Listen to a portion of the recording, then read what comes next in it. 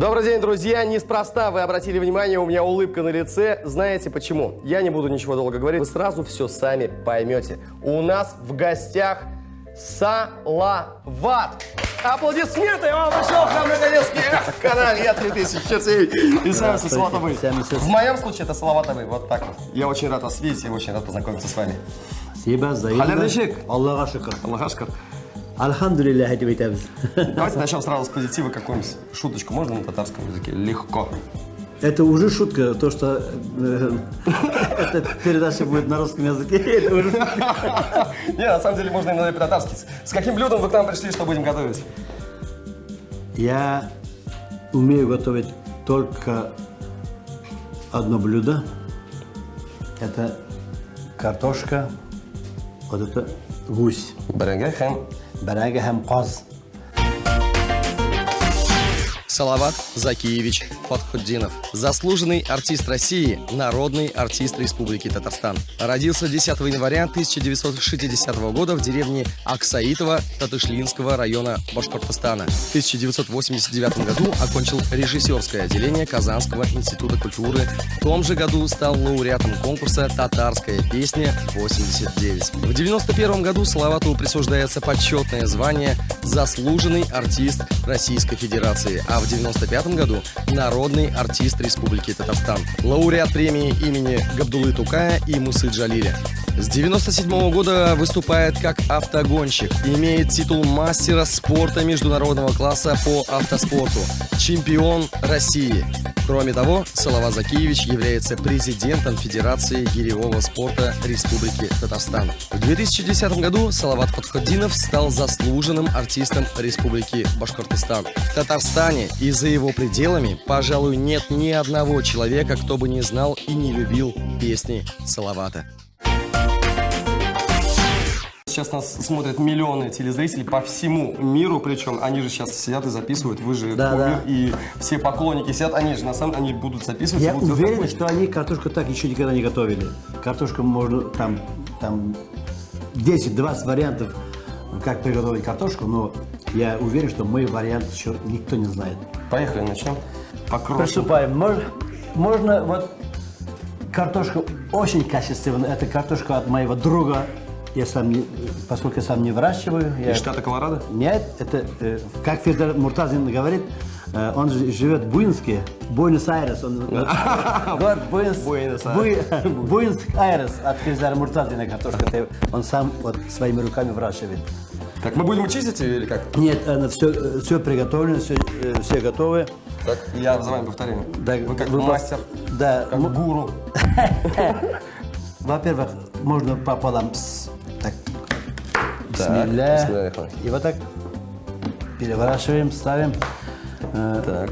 Насчет картошки. Вот практически после декабря нельзя кушать картошку. Да. Почему? Сейчас расскажу. В картошке есть очень много минералов. Калий, кальций, цинк, магний, фосфор, йод. И все это находится в кожуре. И в сантиметрах от кожуры.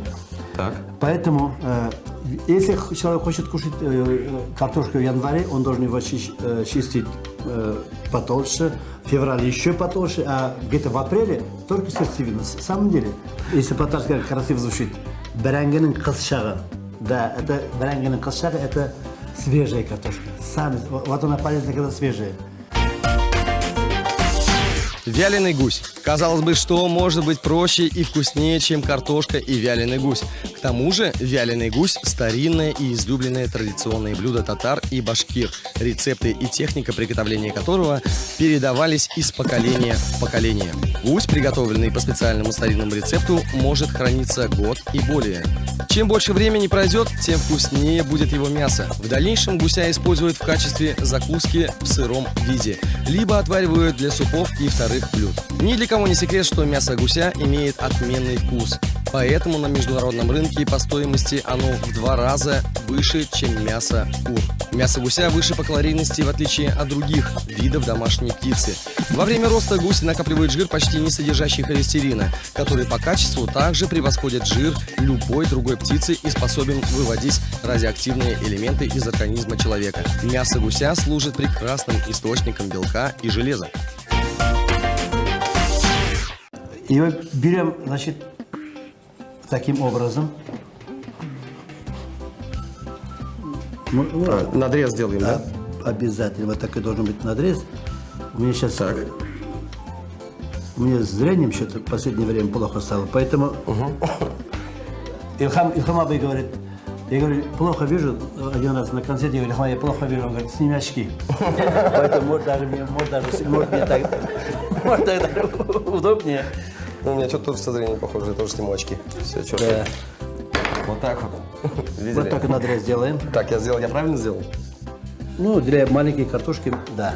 Друзья, вот так вот мы режем картошки. Обратите внимание. Записывайте. Я не знаю, что из этого получится, даже не представляю.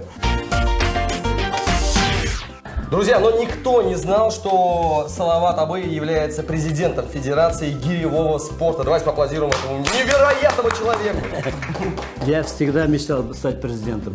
Вот им стал. Мы создали эту федерацию, но создали тут же сами свою проблему. Мы поехали в чемпионат мира, отдельные команды. Команда России, команда Татарстана. По общекомандному результату на первом месте Украина, на втором месте Казахстан, на третьем Татарстан, на четвертом Россия. О чем ты говоришь? Да, почему-то многим не понравилось. Есть другая сторона медали. Наши лучше, чем другие, но почему-то в сборную наши не попадают. Школа, татарстанская школа, очень сильная. Потому что там такие аксакалы работают. Это просто... А вы всю жизнь занимались гиревым спортом сами?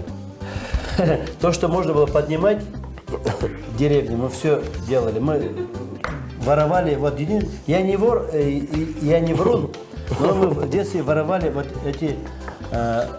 У трактора называлось балансировкой. Вот мы его, они такие круглые, в лом засовываешь, там, завиваешь клинами, и вот... Записывайте очередной рецепт. Да, это было вместо штанги. Ага. Ты не списываешь у меня? Как мне получается. Так. Вы зачем воровали-то эти штуки? Ну, чтобы поднять, чтобы заниматься. А, чтобы заниматься спортом? Да, поднимать же. Интрига накаляется. Я не знаю, для чего вот это боролись. Это не для красоты. Это не для красоты. Сейчас переходим в второй этап. Это очень просто. Состоит из 4 этапов. Первый этап – нарезать. Так. Второй этап наложить гуся. Третий – в духовку. Четвертый – покушать. Все. В смысле гуся? Как так? То есть мы будем сейчас отрезать самые вкусные места у гуся? Сейчас расскажу. Не вкусные места, а вкусные места можно и так съесть. Я расскажу, почему. Многие боятся, что гусь жирный. Я думаю, вот это удобно будет. Гусь жирный. А между прочим, у гуся практически нет холестерина. Гусь, между прочим, излюбленное блюдо, вот так написано в интернете, горно-лесных башкир. Поскольку я сам из Республики Башкортостан, я не скажу, что в Татарстане не готовили такого гуся. Ну, вашу честь, кстати, назвали город, по-моему. Да. Салават есть такой город. Да, есть такой город, да, Салават. Нет, насчет Салавата, между прочим, был такой интересный момент. Сидят 2 женщины, пьют. Почему-то в этот момент я не пил. Что со мной случилось, я не... Может, я был за рулем, может, я не знаю. И они меня смотрят, и вот, типа, узнали меня. Я также поздоровался, так, я говорю, типа, здравствуйте. Потом сидят, разговаривают, и вижу, что одна пытается ко мне подойти и говорит, я думаю, ладно, раз человек узнал меня, говорю, пусть подойдет, пусть поздоровается. Она подходит, я узнал. Я говорю, вы же певец? Я говорю, наверное. Как вас зовут, скажите мне? Ну, они могут, не знать, потому что они русские женщины. Она говорит, ну скажите, как вас зовут, я же вас знаю. Я говорю, это в Москве был случай. В Москве. Я говорю, ладно, может, думаю, скажу и отстанут. Я говорю, Салават меня зовут. Точно, Юлаев. А это...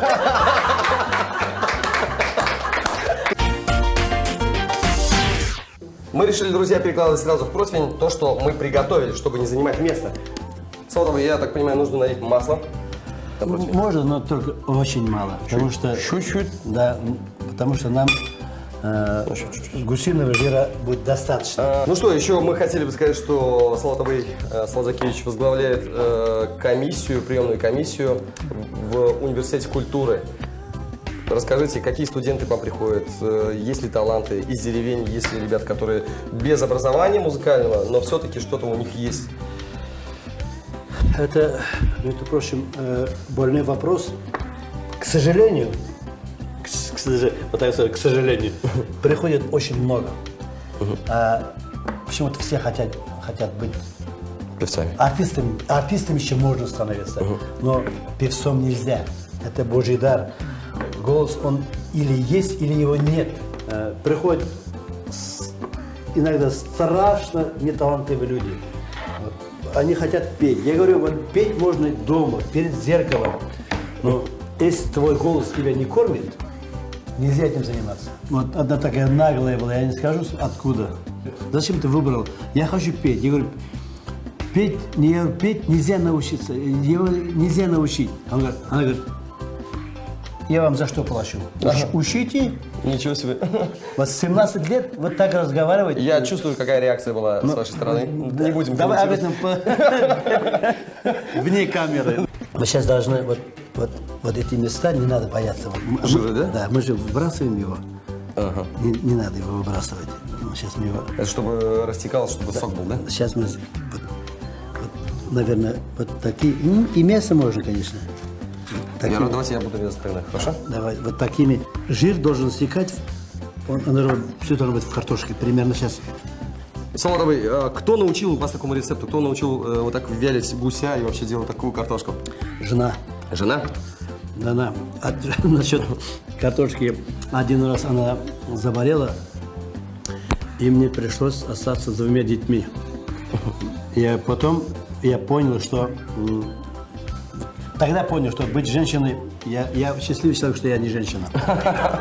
Я остался с детьми, потом я им сварил картошку. И мы пошли, и так где-то неделя. Первый день пошли утром к жене, она с 4-го или с 3-го этажа плачет, не может выйти. Она очень любит детей. И через стекло машет и плачет. Дети плачут, там орут. Я стою рядом с детьми. Она первым делом спрашивает, как у меня дела. Поели? Спрашивают детей. Они говорят, да, что? Они так дружно. Картошку! Картошку! Да? И эта ситуация повторяется на следующий день.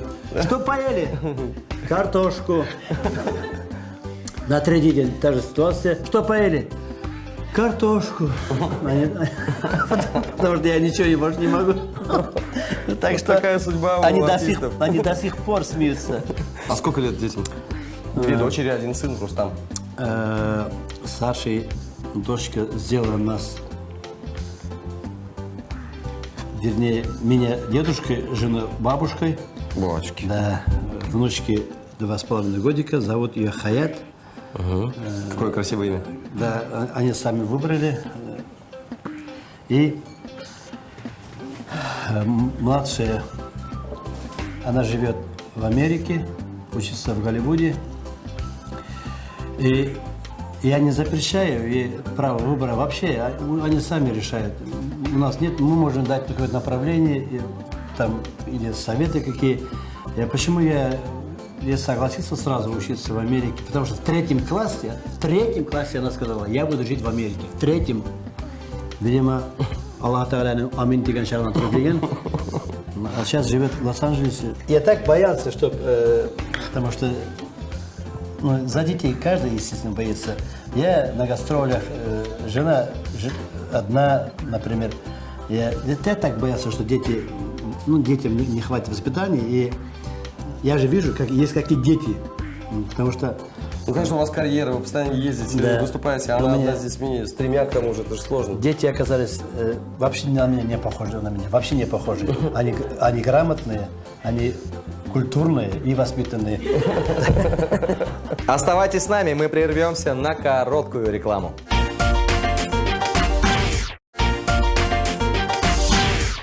Так, мы еще, мне кажется, жира много или нет, или нормально? Ну, лишнее останется. Я сейчас думаю, на большие надо побольше, вот так. Их надо вот так ложить. Так все-таки жир мы сюда Да, кладем? конечно. А я думаю, мясо сюда. Вот сейчас она все пропитается сюда. Останется вот такая маленькая вот такая кожурочка. Весь жир, сок будет картошки. Наверное, где поменьше можно, поменьше. Ага.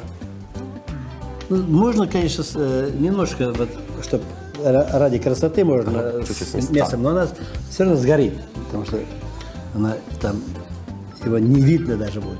Мы по такие же аплодисменты отпускаем нашу картошку. Давайте поаплодируем. Можно? Картошка по-салаватовски.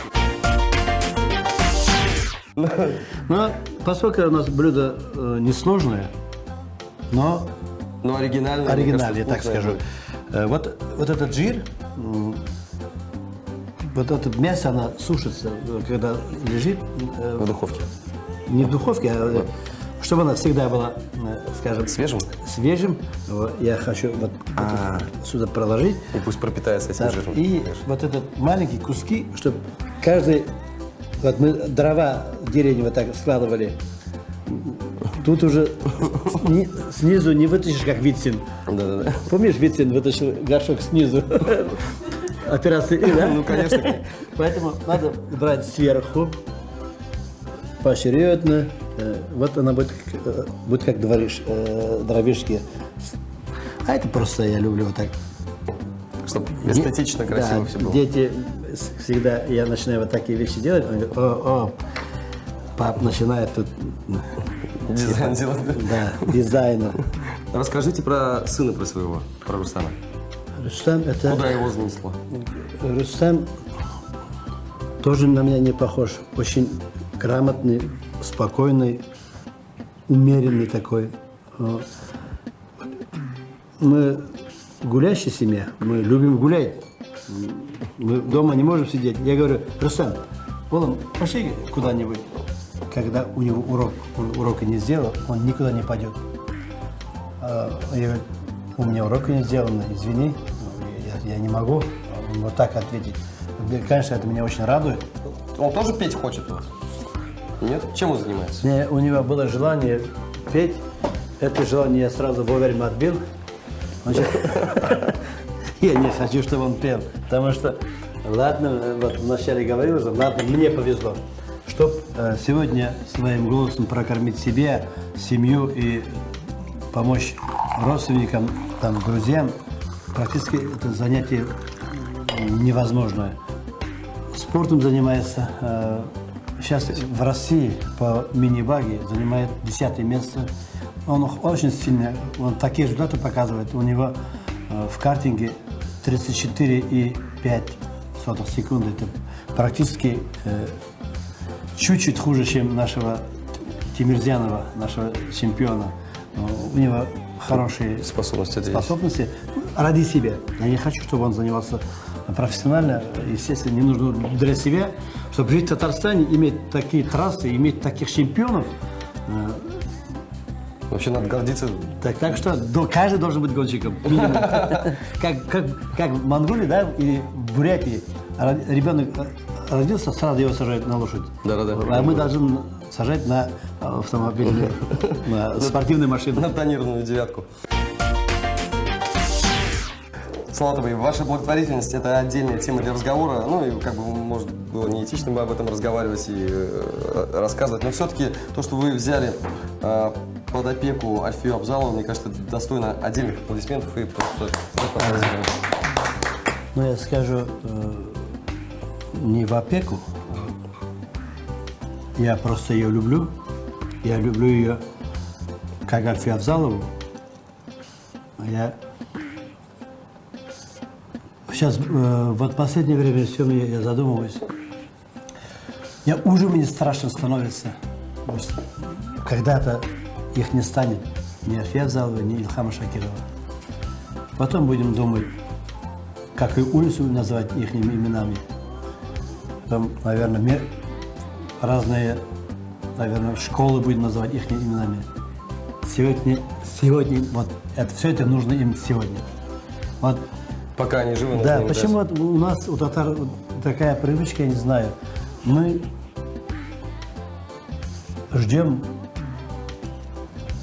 чтобы великие сначала должны умереть, чтобы их... Да, потом превозносить. Конечно. Надо при их жизни, мне кажется, ставить памятники. Сегодня нужно. Поэтому я эту женщину люблю. Они неповторимы. Я всегда говорю, есть Альфия Абзалова, Ильхам Шакиров и другие. Это мы другие, потому что их двое. Их было трое, если честно. Фарида Кудашева. Вот ее не стало. Сейчас из легенд великих остались двое. Альфия и Ильхам. Единственное спасение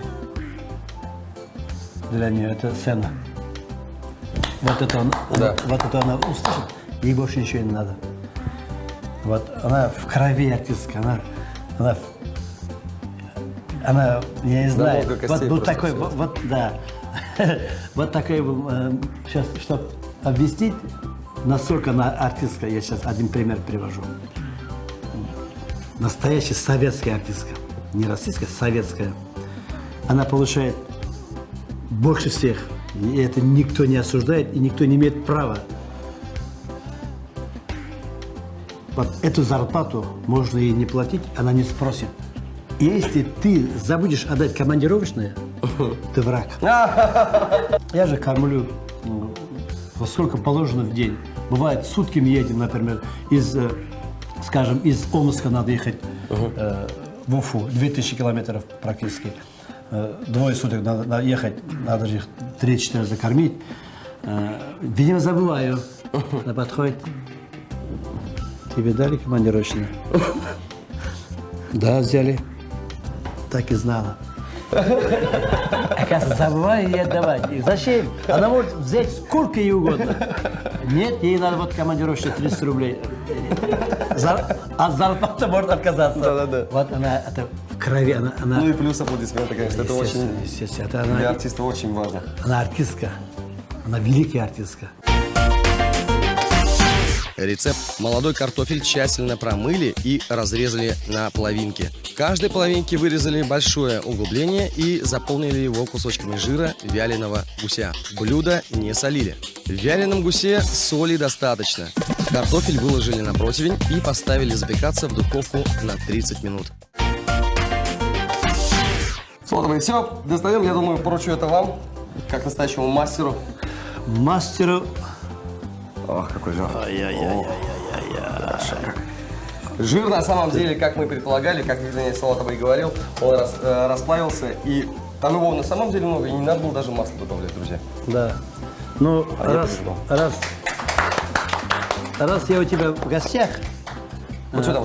раз я у тебя не включится, можно держать и подольше, конечно. И сейчас у нас был жар средний. Можно его... Обычно жена делает вот на готовую, потом на быстрый, чтобы она... Побольше? Нет, чтобы она покраснела. Ага. Ну, в этом случае можно... Кто-то любит... Чтобы поджарить. Да, поджарить. Я думаю... А здесь на ровном огне. Это поджариться это для красоты. Вот так можно сделать. Ага. это тоже такой немаловажный момент. Вот так берешь и, И поливать, да? конечно, это же его. Давай-ка, я предлагаю первым отправиться себе, потому что... Может, сначала жене позвонить? Может, я что-то не так делал?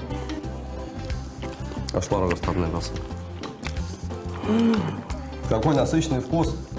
Она вся пропиталась этим жиром. Я никогда не любил жир, но в сочетании с картошкой это просто что-то невероятное. Друзья, надеюсь, вы все записали и исчеркали все страницы 40-листовой тетрадки этого рецепта. На самом деле все просто. Вяленый гусь, жир, картошка. Проще некуда. Очень оригинально и вкусно. Скажи честно. Честно? Ты мог представить такое? Никогда. Я когда сказал, что я буду картошку готовить, вы, наверное, посмеялись. Это картошка, но другая картошка. Солотобы, Бигзу Рахман, что к нам пришли. Во-первых, что подарили нам секрет очередной, нам и нашим телезрителям. Спасибо вам огромное и низкий поклон. Я думаю, спокойно, со спокойной душой от всех телезрителей, от всей публики, которая сейчас смотрит нас, низкий поклон от всех них. Вот так вот. За ваше творчество, за то, что вы несете такой смысл в наши сердца и заставляете задуматься на самом деле и просто дарите свой голос. Рахмет Бигзу. Друзья, у нас был невероятный человек, Слава. Спасибо большое, это была программа «Секреты татарской кухни». Будьте всегда в хорошем настроении.